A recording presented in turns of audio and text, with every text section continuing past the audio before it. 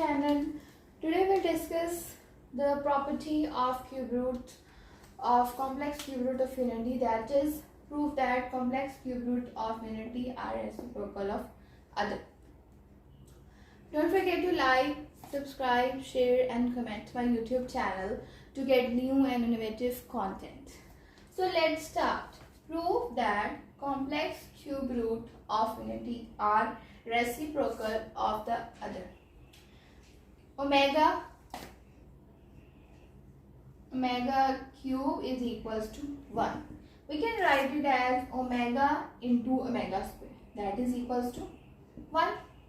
Now if we just see, this omega is going to be multiplied with omega square. So on the other side it will be divide.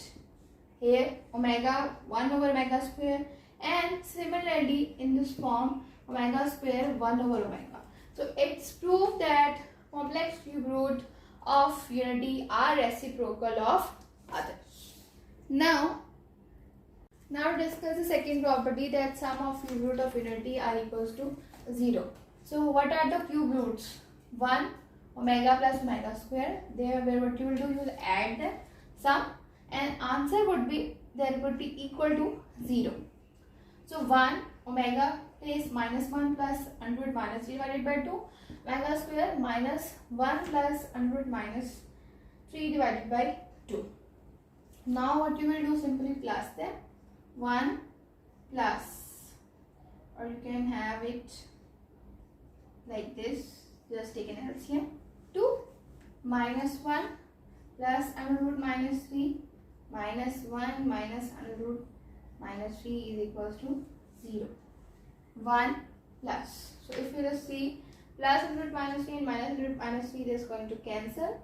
So minus 1 and minus 1 are equal to minus 2 divided by 2.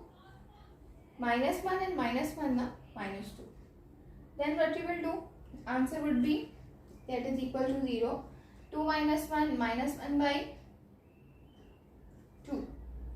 So automatically the answer would be equal to 0 and 0. So what you will do now, if you just see, you will write here some properties. You're going to write here some properties that are correlevant or relevant to the topic.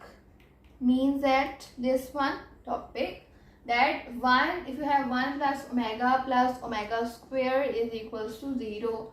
So you can write it 1 plus omega is equals to negative omega square. Then 1 plus omega square is equals to negative omega, and omega plus omega square is equals to minus 1.